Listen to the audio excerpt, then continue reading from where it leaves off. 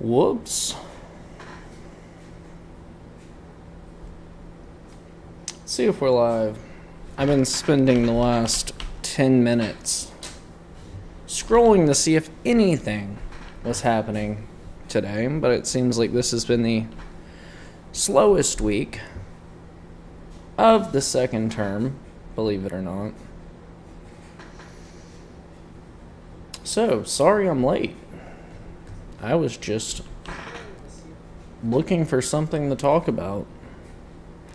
Anything we're talking about. We'll go over some things that have happened over the last, I don't know, what is it now? 5 days? 4? 5? Who knows? Let's see. Yeah, I guess it'd technically be 5 days since the last show. And I feel like I missed barely anything. Barely anything. You know, I'm hoping everybody had a great Memorial Day weekend. If you can't tell, that might make it clear. I spent my Memorial Day getting cooked like a sun-dried tomato on the beach. As I was sitting there, you know, I was staring off at the horizon, thinking about those who have lost their lives defending this country, and those that were out on those waters yesterday, today, still defending our freedoms. Those that have sacrificed their lives and those that will in the future have to sacrifice their lives to defend our country. I was just reflecting, looking at the horizon, thinking, you know, somewhere on those waters there's a ship full of Navy crewmen who are protecting our freedom right now. And at a moment's notice, we may be celebrating them next Memorial Day. You know,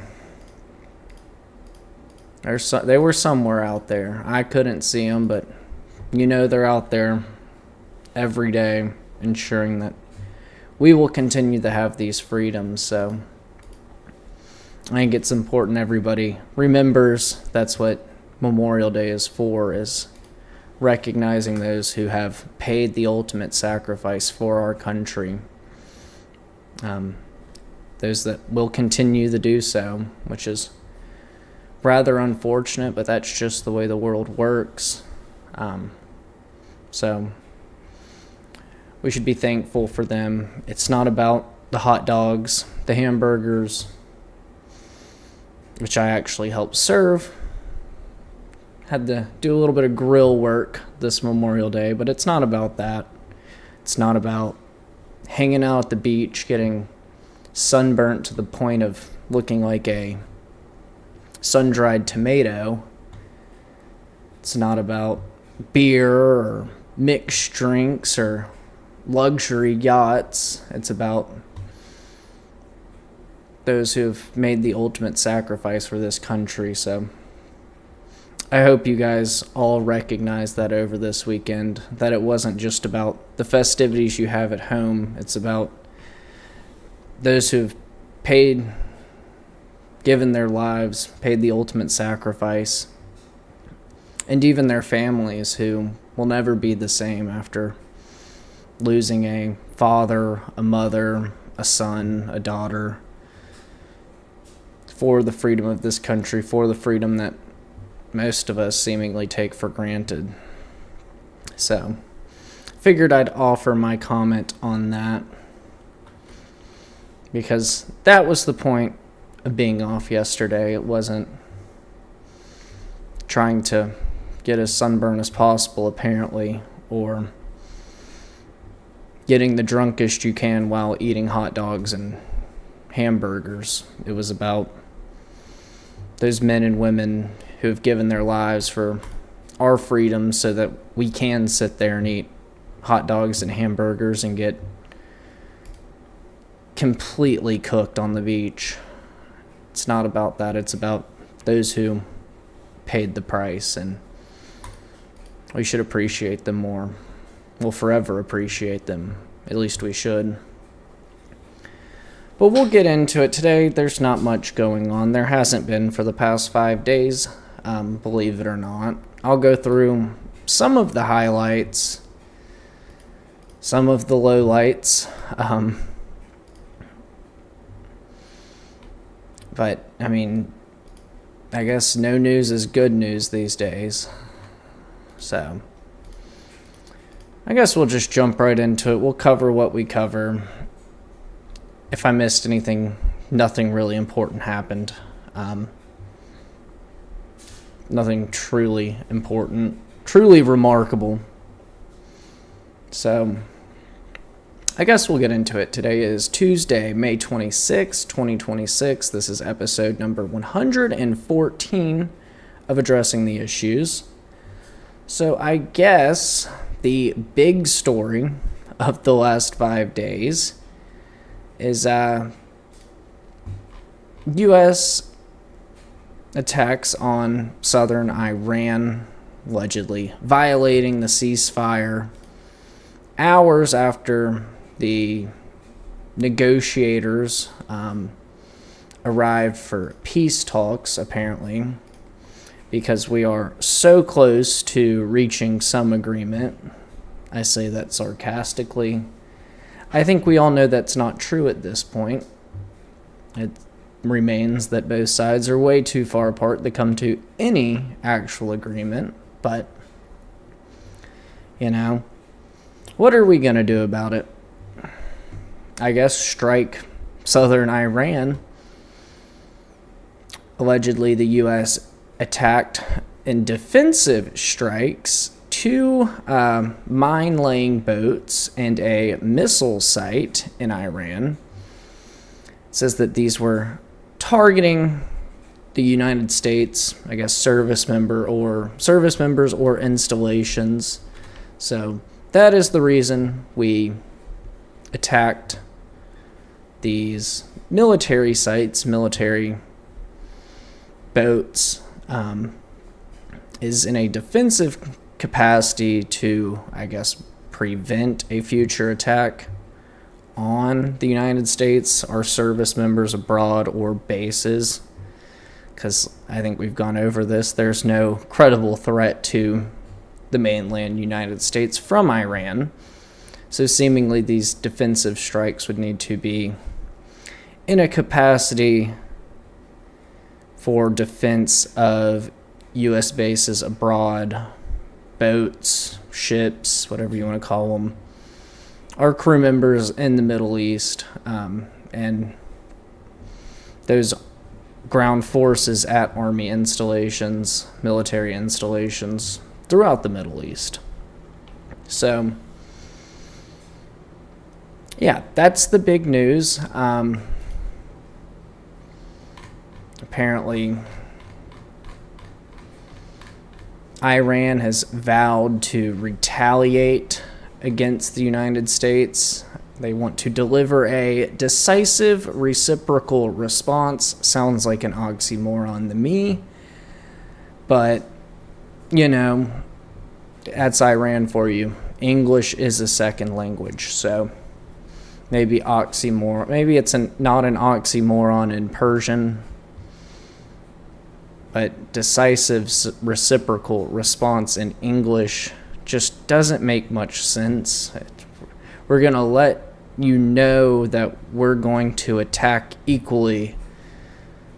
And it doesn't work well in English, but maybe in Persian it sounds really good. Unfortunately, the message is delivered to American audiences, not so much Persian ones, because they still don't. Well, they had internet for a couple of hours, and then the president got in a lot of trouble for allowing the people to have internet for a couple of hours. So, you know, I guess we're on the verge of a decisive reciprocal response. I've been looking out for that all day to see if anything is going to happen.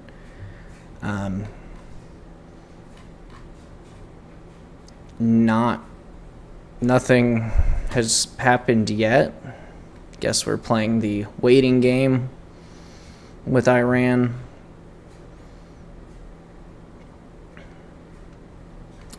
It's interesting. We'll flag that for later. But yeah, I mean, Iran has vowed their response. When will it be? Who knows? What will it be? I guess decisive and reciprocal.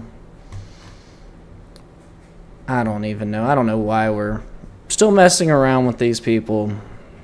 This whole thing was pointless. There's people talking about how this is Vietnam 2.0, especially given the push for a draft. Now, why would you need a draft? Well, because nobody wants to sign up to fight this war, just like Vietnam, because of the same public opinion in which it's that how does this benefit the U.S.? Is it benefiting the U.S.? Was this war just? Are the reasons for this war pro-American? We're in the same debacle once again, so it makes sense why this is called Vietnam 2.0 by many people in, I guess, political commentary land, I'll call it. But yeah, there's lots of talks of instituting a mandatory draft, which doesn't make sense if you're fighting just wars. When you have a war that, the American people believe in, typically, historically, men will rush to the recruitment office, sign up, and go try and save the nation, as men typically do. But when you are fighting wars that the American populace doesn't believe in, people typically don't rush to go fight in the war. They actually attempt to speak out, such as Vietnam. And then you get to the point where it's like, well, we'll just draft you, force conscription into service, and that way we don't have numbers problems. Well, there's a simple solution here, which would be to fight just wars, fight wars that benefit America or protect America, as opposed to fighting wars that have no real goals, no real,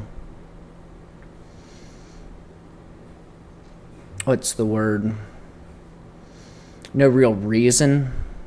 I think that would be encompassing enough. There's no real reason for this war, at least looking at it from the U.S. perspective, especially given the knowledge we have of how we got into it, where we were manipulated into it by a foreign nation. They said, we're going to strike, they're going to strike you. You better join us or it's going to be worse. So we just joined them, as opposed to saying, you can pick your own battles. That's not the state of America anymore. We are a puppet state, unfortunately. And that probably is a lot of the reason why people don't want to sign up for wars. That's probably a lot of the reason why Ukraine has a conscription crisis, is because they are being used as a puppet state for a war. And then you get a draft, much like Ukraine. I mean, it sucks saying this coming off of Memorial Day weekend, but it's the truth.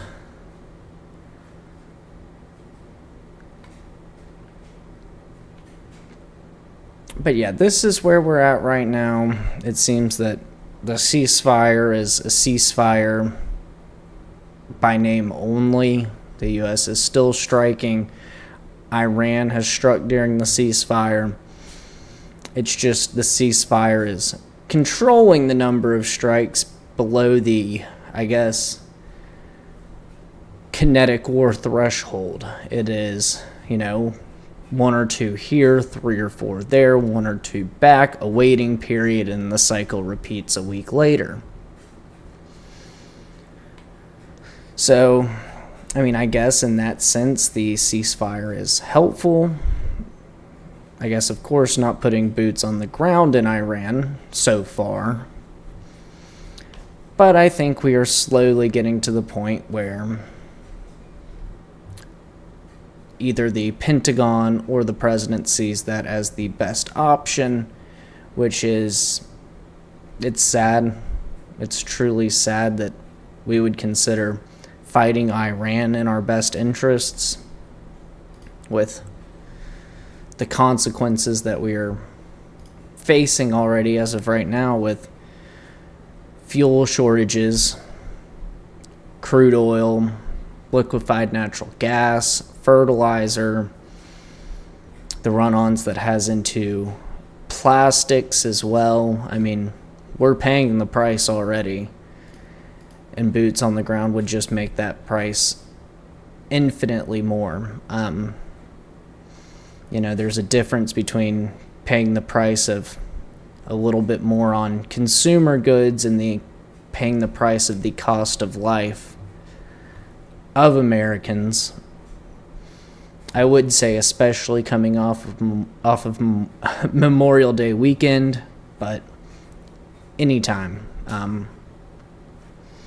The cost of life is so much greater than any consumer cost, but it seems that we're willing to pay all of the above.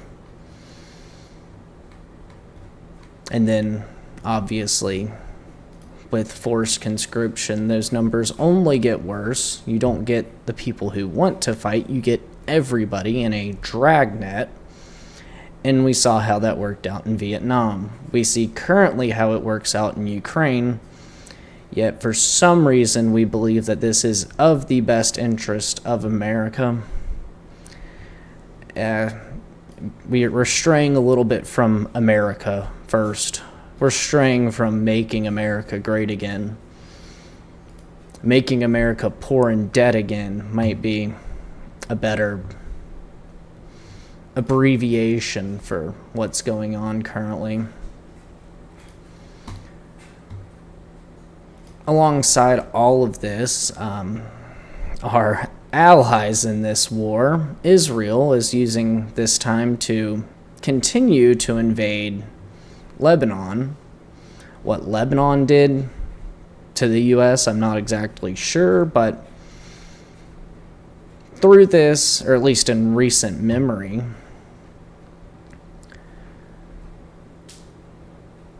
but with this war that we're fighting, our allies in this multiple front war are invading and likely keeping territory from a sovereign nation who apparently does not have the right to exist. So that's happening under the blanket of this Iran war. Every day Israel goes further and further into southern Lebanon, destroying infrastructure, mostly civilian infrastructure, but beyond that, churches, Christian churches, not mosques, Christian churches, probably mosques as well. I'm more concerned of one over the other. Yet we are allowing cover for this to continue by prolonging this current Iran conflict.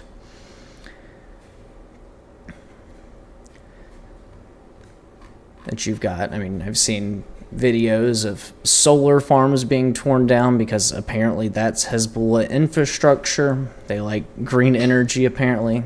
I know solar energy isn't too green when you consider how it's created, the panels and sorts, but apparently those are terrorist solar panels and terrorist civilian homes and terrorist depictions of Jesus Christ and terrorist churches, terrorist Christian churches, of course. At least this is how it's being narrated to the West. But we are absolutely currently complicit in what is happening in Lebanon, the land grab by Israel, which exactly follows the playbook of the Greater Israel Project. But we're facilitating this. It's not a thing that is benefiting America. In fact, I would argue that it is making America look terrible on the world stage for facilitating this land grab into southern Lebanon. Yet, at least we are polling at 99% in Israel, as the president says.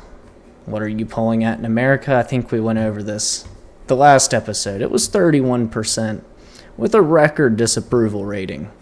A record of all presidents since disapproval polls began. So, who are you serving? It's not the American people.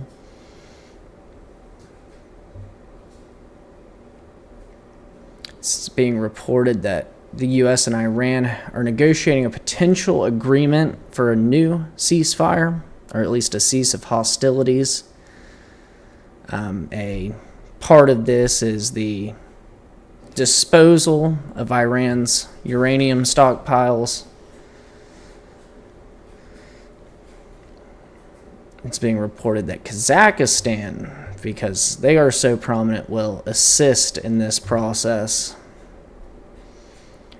We'll have the Kazakhs with nuclear material.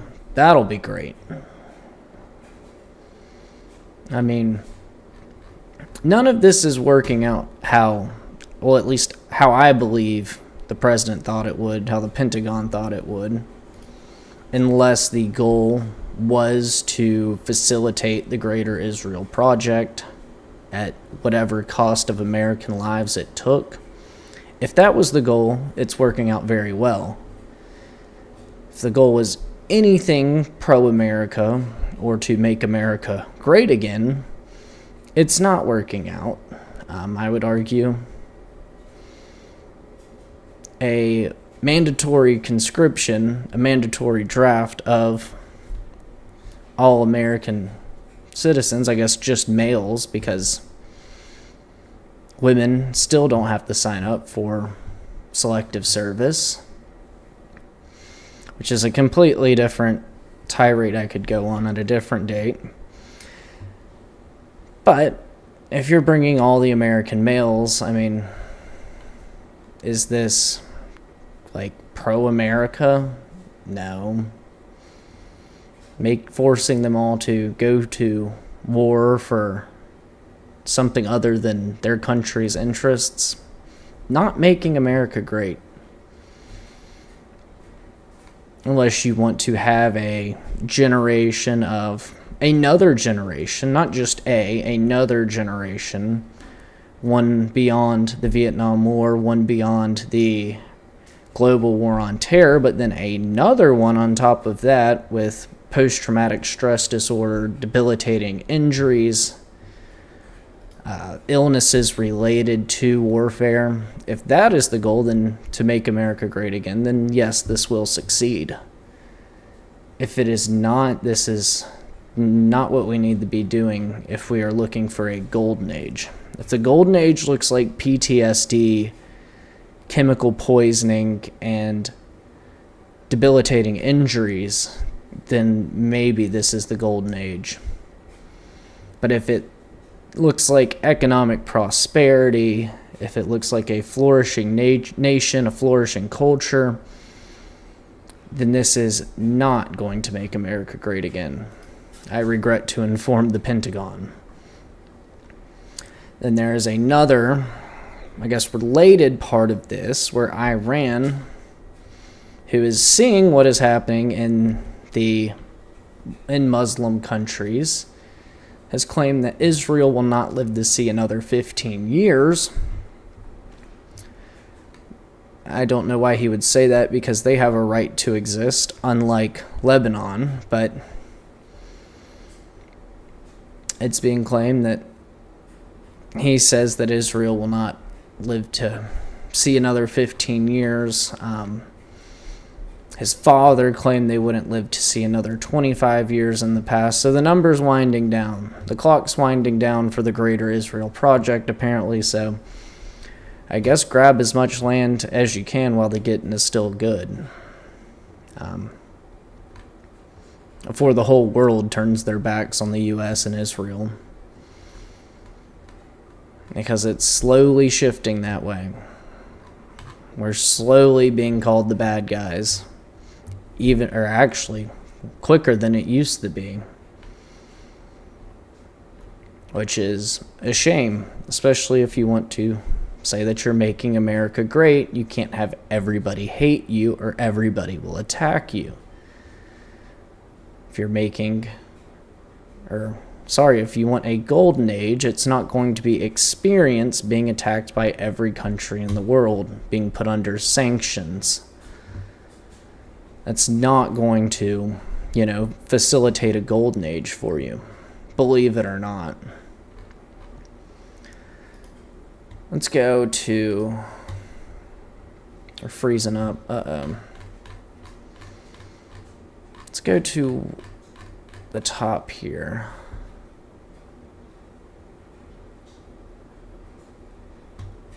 What did this say?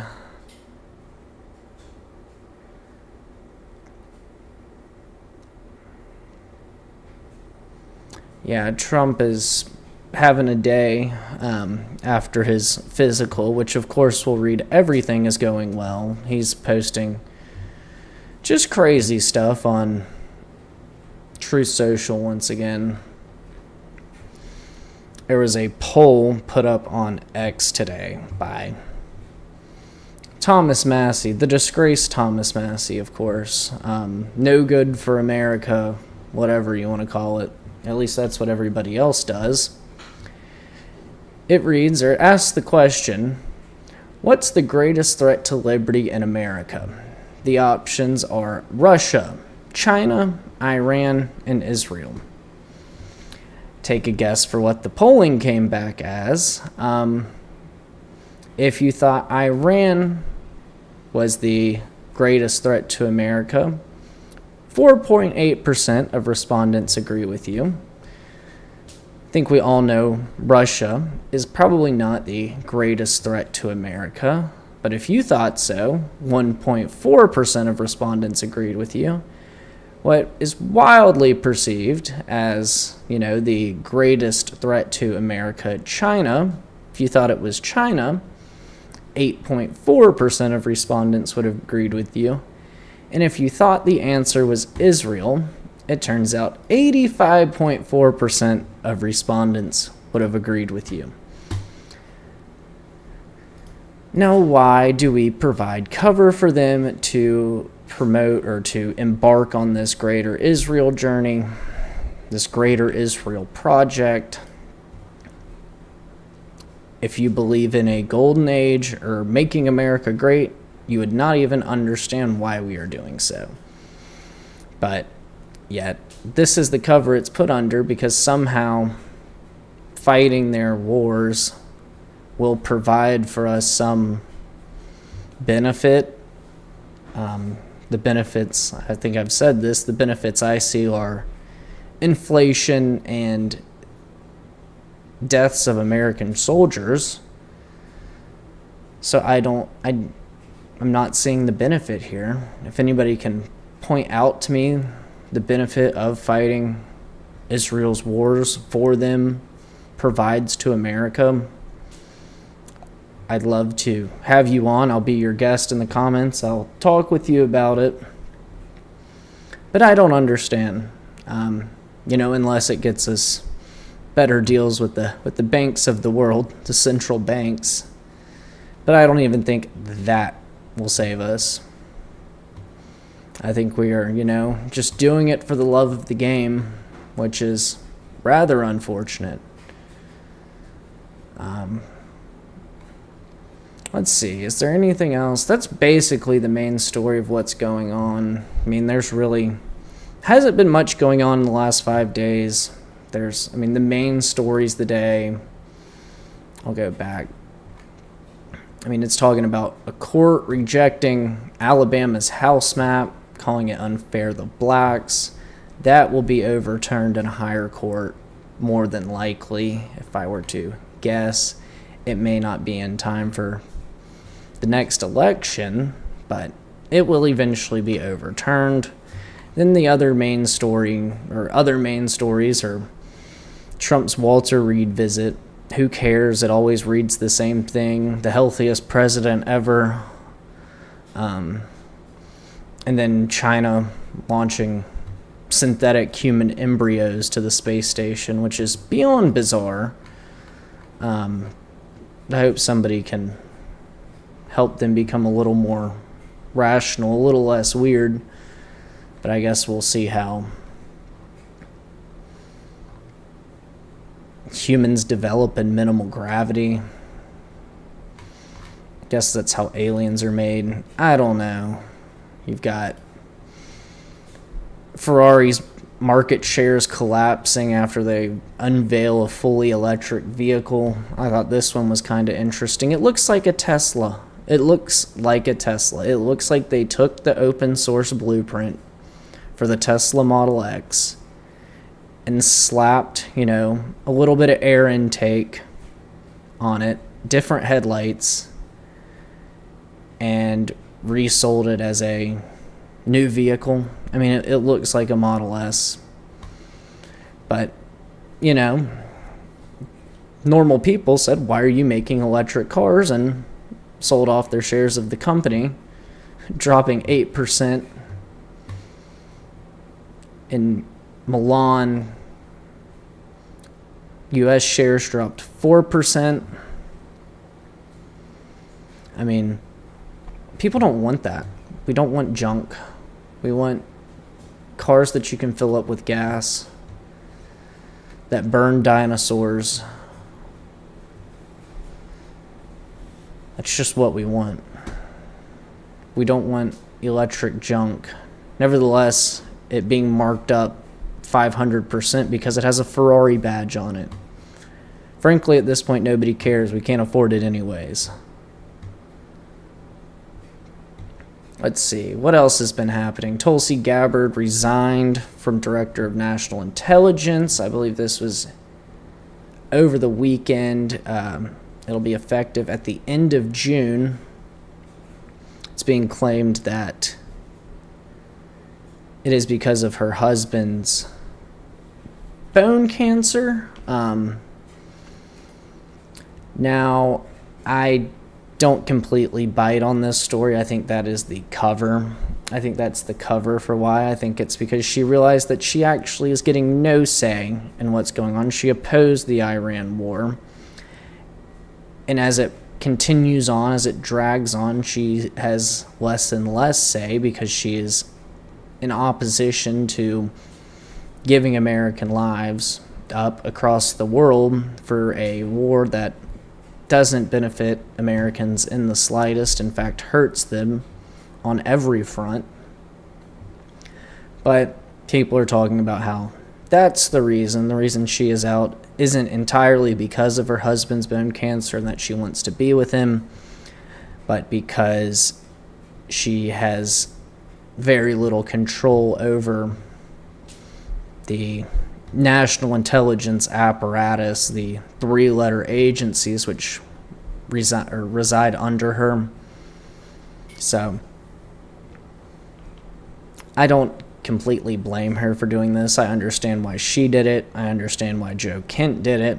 It's because we're fighting wars that aren't helping Americans. We're fighting, in other words, unjust wars. If there were benefits for Americans, I think they would both be on board. But they both understand that there is no reason for doing so besides that our greatest ally wants us to.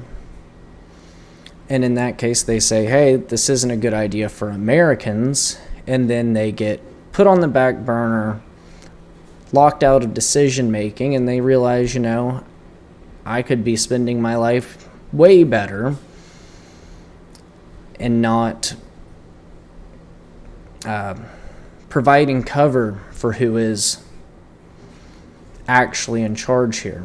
It says that I'm in charge, yet I have very little say in what goes on, yet my name is the one being dragged through the mud for other people's decisions. It's like, why would you not get out? Particularly if your husband has cancer, or if, in Joe Kinn's case, you provide the intelligence that the U.S. has gathered that says there is no credible threat by Iran, yet the people in charge accept a foreign nation's intelligence report which says you have to go right now and fight Iran. And then they listen to the foreign intelligence as opposed to their own countries. You don't want to, you serve one master here in America, that's the United States. You don't want to serve two, it's impossible. Let's see, what else is going on? There's also the skin mask thing from Fox. I don't know what's up with that. That's just weird. It looks like a mask. We're just getting in the random topics now. I mean, there really hasn't been much going on. I'm just going to give some commentary on a couple random things. But the skin mask on Fox News, strange. I don't understand. It clearly looks like a mask. It looks like there's a gap at the end of, or halfway down his neck. If that is his skin, he may need to see a doctor. His throat might be wide open, and it's not a tracheotomy. I can't explain it. I truly can't. Now, why would you put a mask on somebody to talk and give political commentary? That's a completely different question. And it only bodes terribly for those who consider,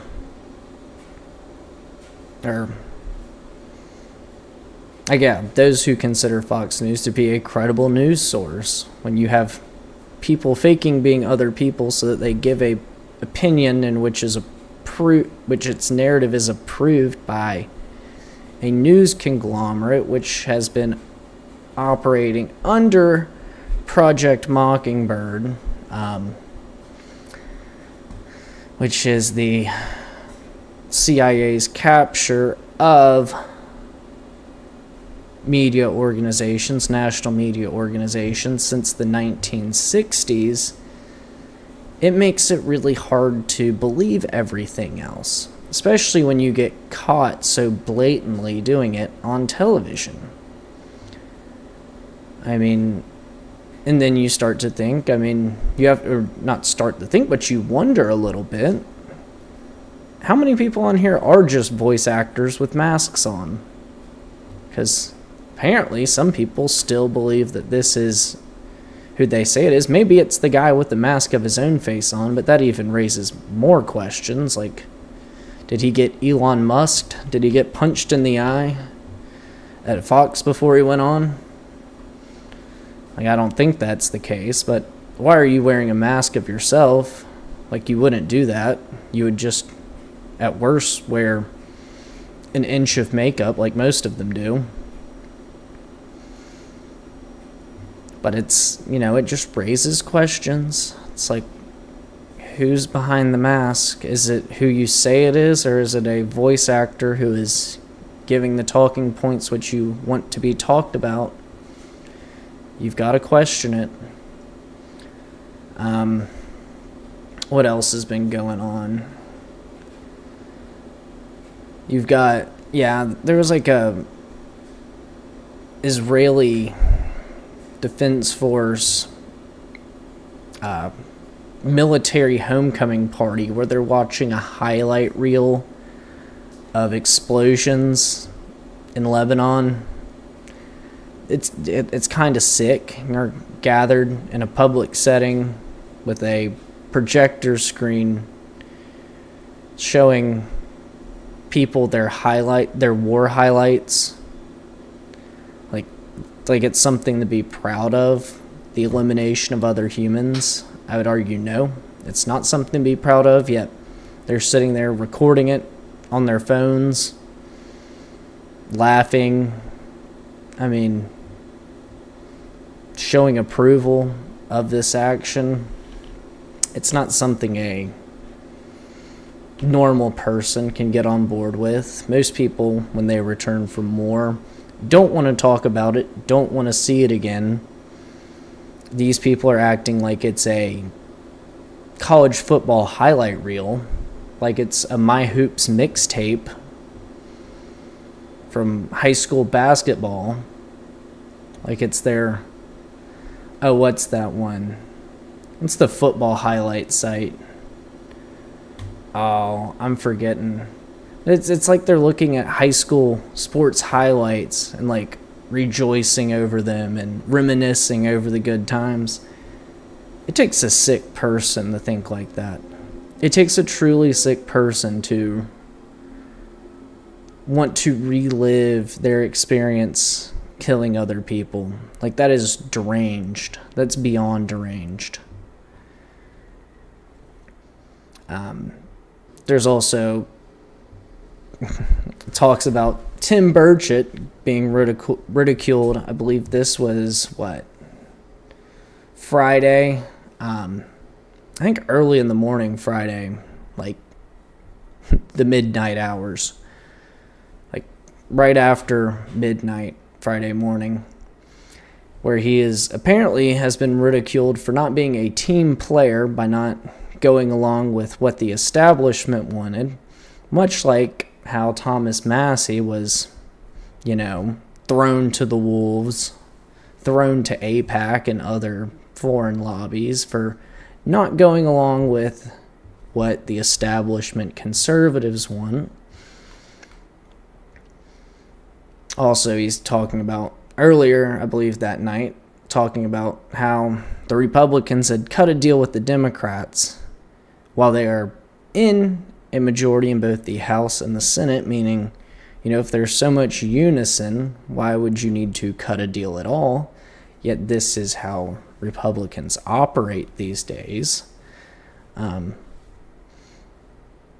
So it doesn't seem like Thomas Massey was a problem for the conservative faction, the Republicans. It seems like Israel, or AIPAC claims that he was a problem for Israel, is why he had to go.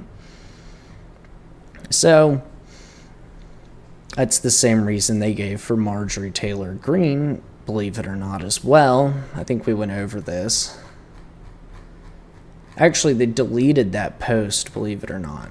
The one that said, you go against us and we'll make sure you aren't in office anymore. Yeah, that post got deleted by AIPAC. Probably because they were bragging about the quiet part out loud, and everybody was like, yeah, we know y'all do this. And they were like, oh, the Goyim are learning, we got to delete this. What else has been going on that I have not commented on yet from the last 5 days or so? There's the Meta layoff. The Meta layoffs, I guess I should say, where 0 people on H-1B visas were laid off. All of them were either American citizens or here on a green card. If that doesn't show you the benefits to these companies, the benefits they're receiving from H-1Bs, the hostage employee program, as it should be called, you should see now. I mean, it's not like they can quit or go somewhere else. They can just be paid less, work more hours, and there's nothing they can say about it, but the people who have a say about it all were laid off by Meta.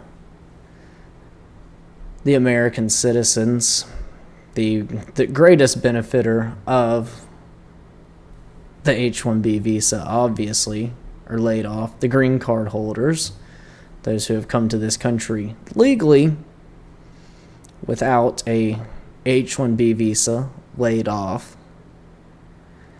The ones who get to stay are the ones who the employee sponsors to come here, and then when they, decide that they want a higher wage, the employer goes, no, you can go back to your country of origin.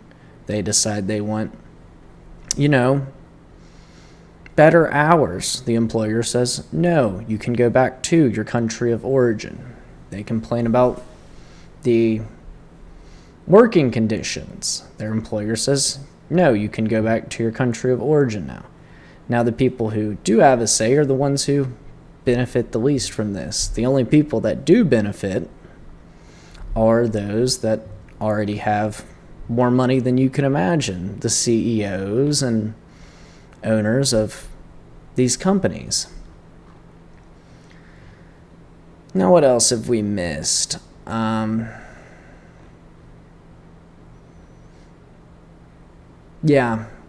Here's another one that AIPAC posted, going back a little bit. Congressman Massey's defeat on Tuesday sets a clear precedent. Elected officials are free to disagree with us, but only briefly. From AIPAC. Yeah. Is your government controlled by a foreign nation? Well, if you listen to the lobbyist for the foreign nation, yes, they are.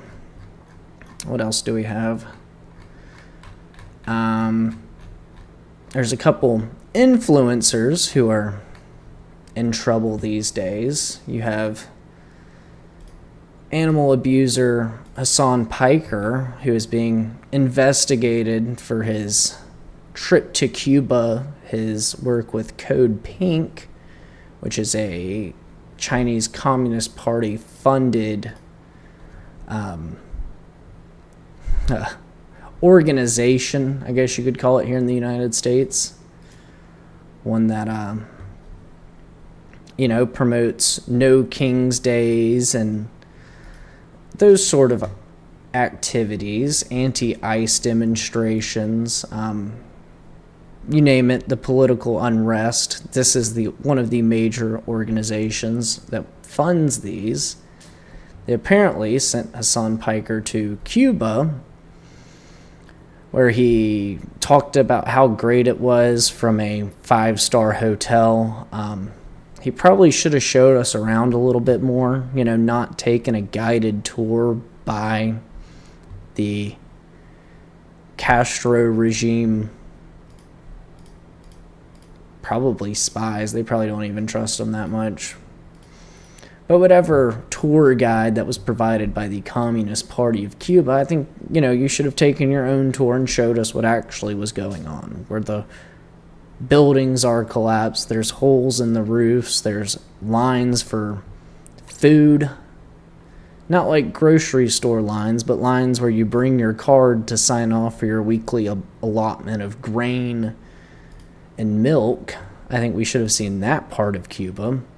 The part where there's no energy except for 2 hours a day. I guess he had 2 hours a day to record. Maybe. But I think we should have seen that side of Cuba. Probably not the communist promoted side. But no, he is apparently under investigation by federal agencies for his actions in Cuba. He's also, done other things, sucked up to the Chinese and China, the CCP in China. Other things. Abused his dog on stream with the shock collar because it wouldn't stay in the frame. Give me a break. Imagine if I had a dog sitting behind me over here. And every time it tried to leave the frame of this camera, I just shocked it. I pressed a little button and shocked it with a collar. Would you consider me a good person? Probably not. The left would consider you a good person, though, as long as you side with them that cult. But yeah, animal abusers, communists may go hand in hand. In fact, in a lot of communist countries, they are forced to eventually eat their dogs, so it may make sense. It may make sense. Maybe that's what he's planning to do next. Who knows?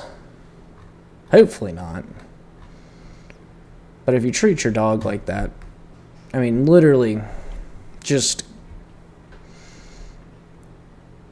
the only person on Twitch that can act like that, and it's because he's friends with the CEO, because the CEO is also a socialist. If I tried to go on Twitch right now, I'd be banned in 5 minutes, because I don't agree with the CEO's political ideology. You know, if you say Trump might have done something good once, you're probably banned. If you say, you know, let the streets run red with capitalist blood, you're good to continue. If you want to abuse your animal on stream so it doesn't leave the frame, you're good to continue. If you want to spout talking points for the Chinese Communist Party while being funded by Code Pink, you are free to continue. If you want to say maybe it's not a good idea to transition the kids, you're banned.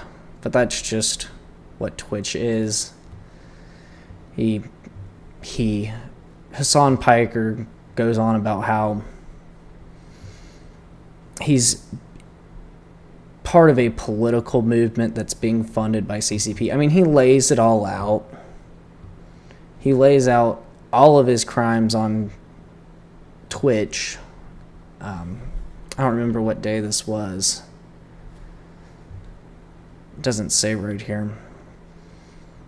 But a couple of days ago, I hope that they use that against him in court, alongside his animal cruelty, his animal abuse. Just put him in jail forever. I mean, I wouldn't say he'd do good in there. The populace of the prison isn't going to like him, but it's where he belongs. So maybe he can convince the felons of the United States that communism is good, because thank goodness they can't vote. Now, there's also been another story over the last 2 weeks. I haven't even talked about it yet because I wanted more information, but I think we've reached the point where it's like, this is completely insane.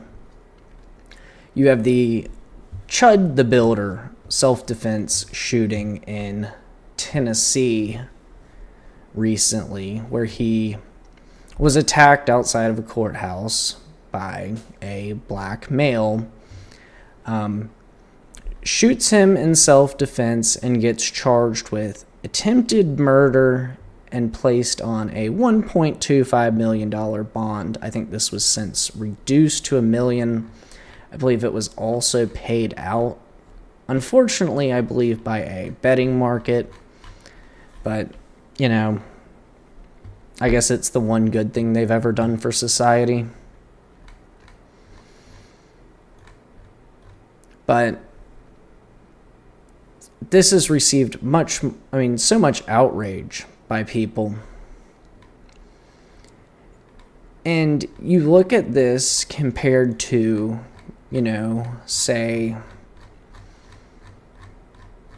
I'm trying to think of what it was. Maybe I can find it in here somewhere.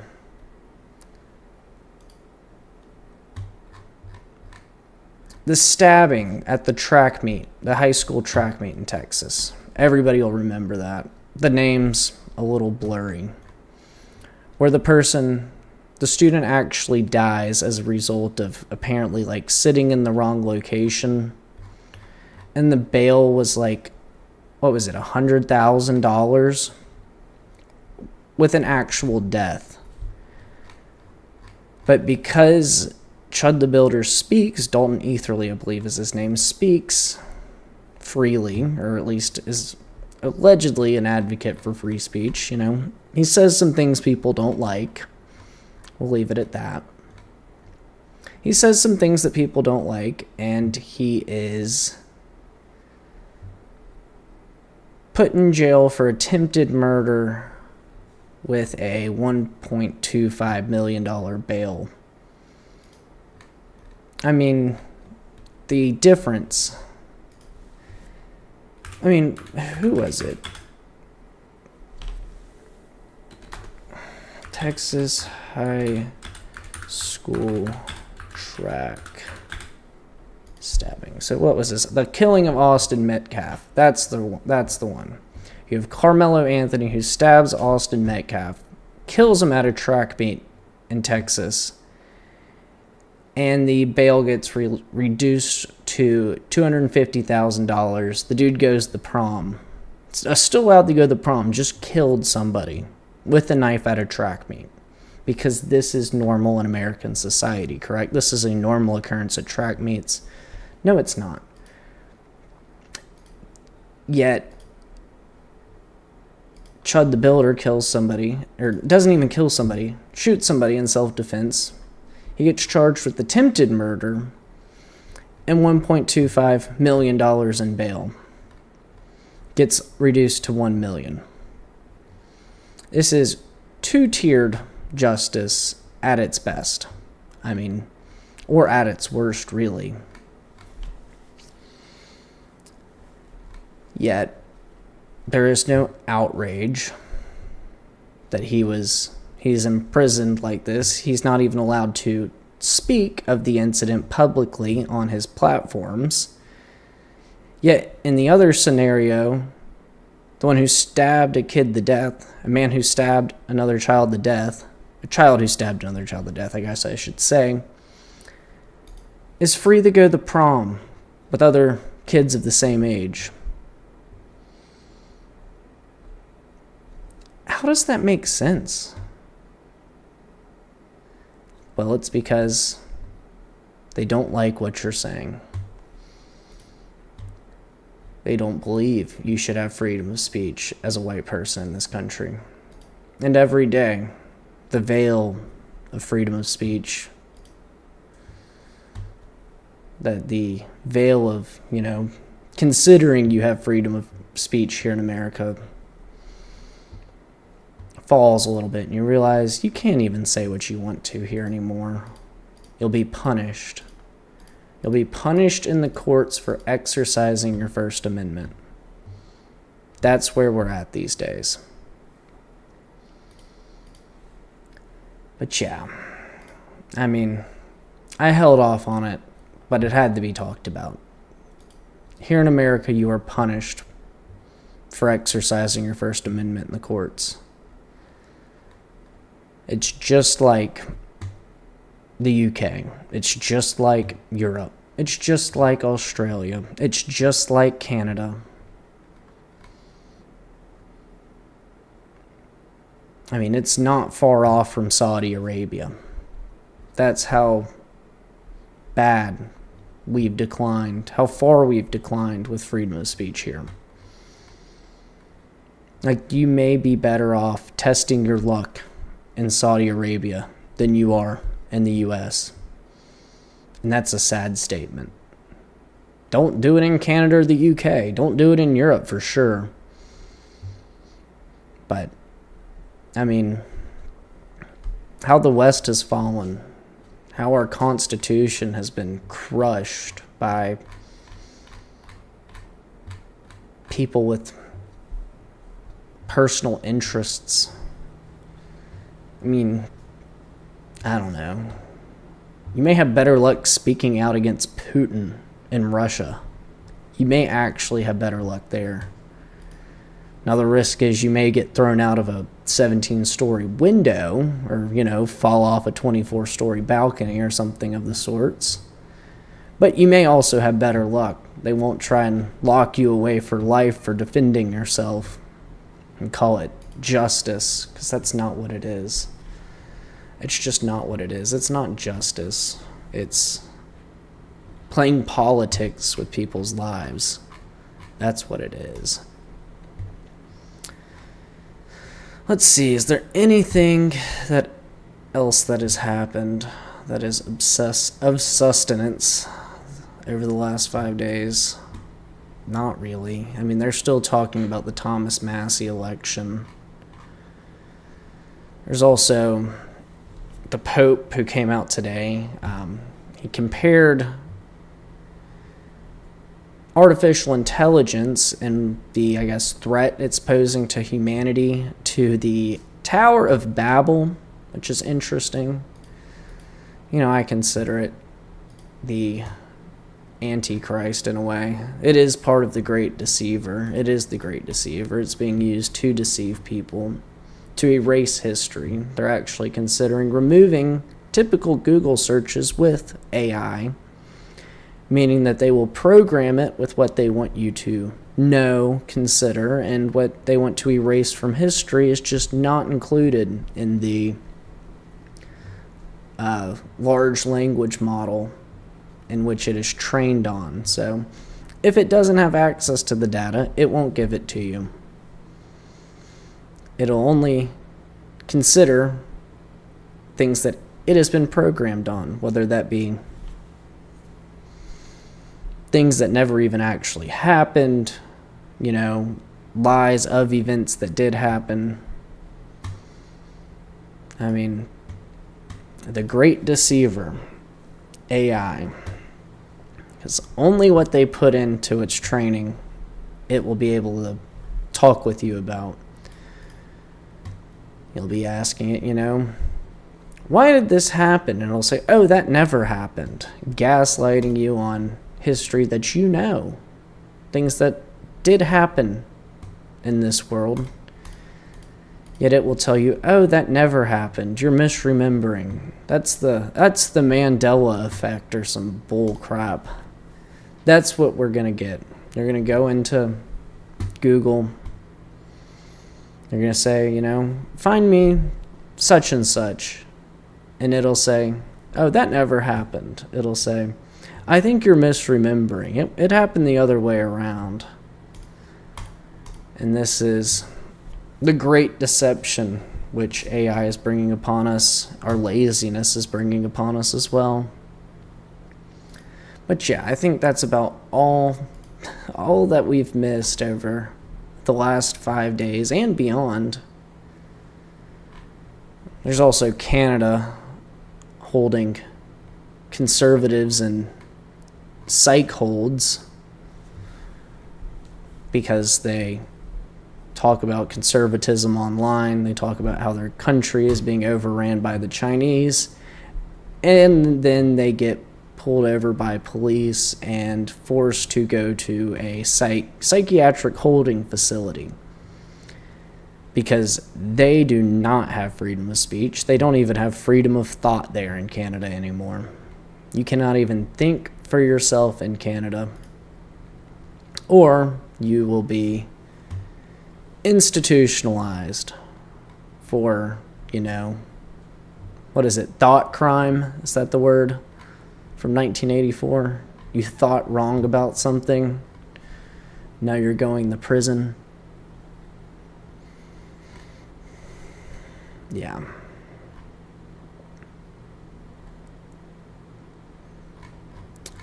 That's all. It doesn't seem like anything's happened since we started on Iran and the U.S. today. I was kind of expecting stuff to kick off tonight. Oh, here you go. This is being reported on X. It says Netanyahu, and an hour ago, Netanyahu and Trump had a call. Minutes ago, Israel abandoned plans to bomb Beirut. Well, I guess Beirut is included in the Greater Israel Project. Apparently, they were about to do it while we were live. Yeah, everything always happens during this hour. Maybe it'll happen as soon as I get off today, but on that note, we're going to switch to the good news. Hope you all enjoyed today's episode. Make sure you guys are dropping a like, subscribing on YouTube, following on Kick, following on Rumble, sharing the episode, sharing the channel. I know I've been gone for a little while. Long weekend, Memorial Day. We went over that at the beginning. If you want to go to my comments on that. But yeah, took yesterday off, took Friday off. I'll probably have to take Friday off again, but we'll get there when we get there. We're going to move on to the good news. So make sure you guys are sharing the channel, turning on notifications. But once again, as always, thank you guys for watching all the way through. I think today we are in the book of 1 Peter. We're looking at chapter 4, verse 12, verses 12 through 19. It reads, "Dear friends, do not be surprised at the painful trial you are suffering. As though something strange were Dear friends, do not be surprised at the painful trial you are suffering, as though something strange were happening to you. But rejoice that you participate in the sufferings of Christ, so that you may be overjoyed when his glory is revealed. If you are insulted because of the name of Christ, you are blessed, for the Spirit of glory and of God rests on you. If you suffer, it should not be as a murderer or thief or any other kind of criminal, or even as a meddler. However, if you suffer as a Christian, do not be ashamed, but praise God that you bear that name. For it is time for judgment to begin with the family of God. And it begins with us. What will the outcome be for those who do not obey the gospel of God? And if it is hard for the righteous to be saved, what will become of the ungodly and the sinner? So then, those who suffer according to God's will should commit themselves to their faithful Creator and continue to do good."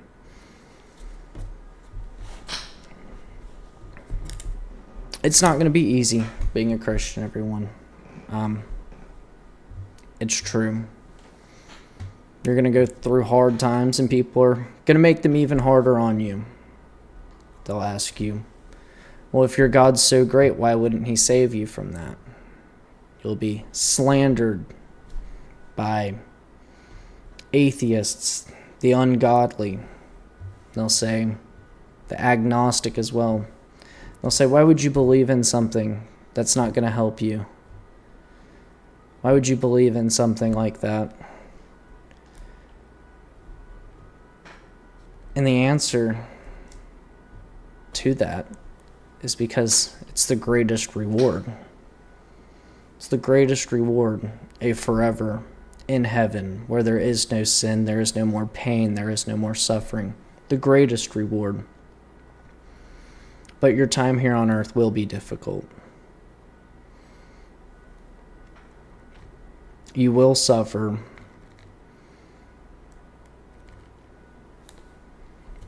But it's only going to make you a better person, whether it be understanding those who are suffering, empathizing with them,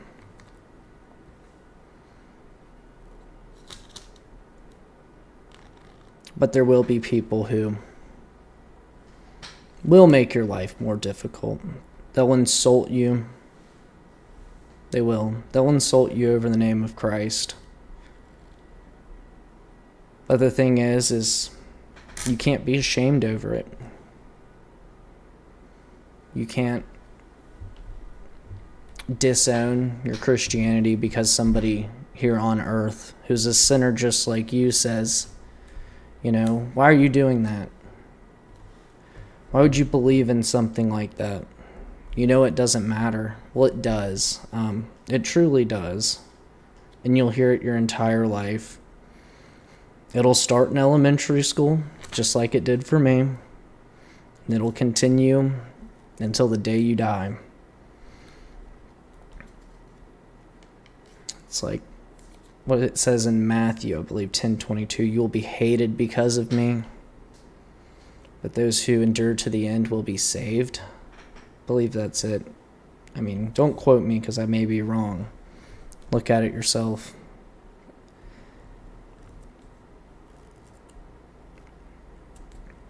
But it will be hard on you on this earth, being a Christian. You will suffer because of it. People will make you suffer because of it. And then while they are making you suffer, they will ask you, why doesn't your God save you? And the answer is because it makes us better Christians. Makes us more loyal to God, more loyal to Christ, gives us strength, gives us wisdom, gives us passion. And that's what all this is about. It's about having passion in your love for Christ, passion in your love for God, and having an unwavering commitment throughout your life, no matter what trials, no matter what tribulations. Because like it says, I believe in, is it Joel, if I'm not mistaken, the locusts will come. There will be a plague of locusts on your life. But once it's over, God will repay you for everything you lost. These people will come like a plague of locusts.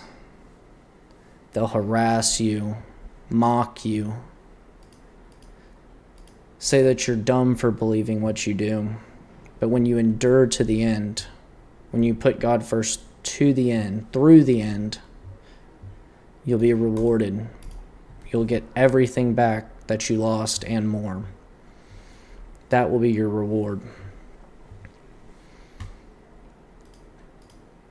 So it won't be easy. Guys, it's never going to be easy. People are going to purposely make it harder for you, but that can't change your resolve through the end. You must stay the course. You must continue to believe, because you will receive more than you can imagine, more than you even lost during that time. It will be in the forms of strength, the forms of wisdom, forms of resolve, the forms of passion. And it'll help you as a Christian. Even though at the time it hurts. It hurts so bad. It sucks. It feels like people are turning on you. Your community's turning on you. What's going to matter is what's beyond that. It's a plague of locusts. It will too pass. The storm will too pass. And then what's at the end? The gifts you receive from weathering the storm. And it won't just happen once, and it won't just happen twice. It'll happen over and over again throughout your life. But he who remains to the end will be saved.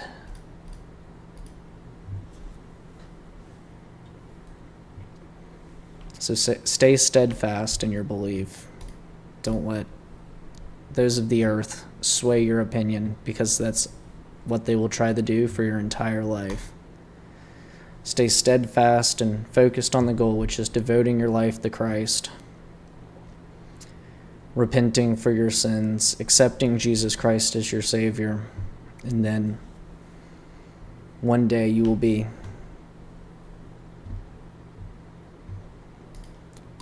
admitted into heaven. You'll be at the pearly gates. You will be able to answer, and God will accept you.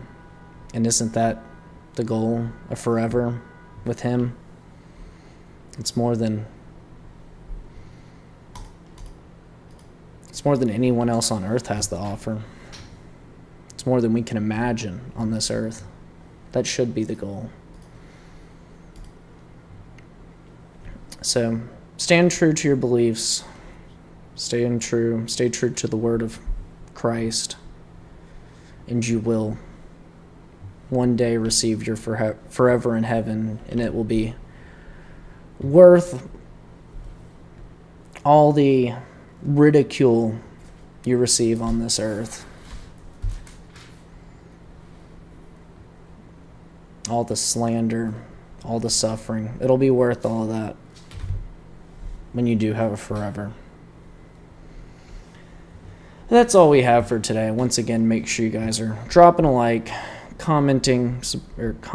Yeah, comment if you want. I don't even think we got any chats today. Unfortunate. I probably need to be more consistent, but it was a holiday and I already had a commitment, so we'll be more consistent into the future. But yeah, make sure you guys are dropping a like on YouTube and Rumble, subscribing on YouTube, following on Kick and Rumble.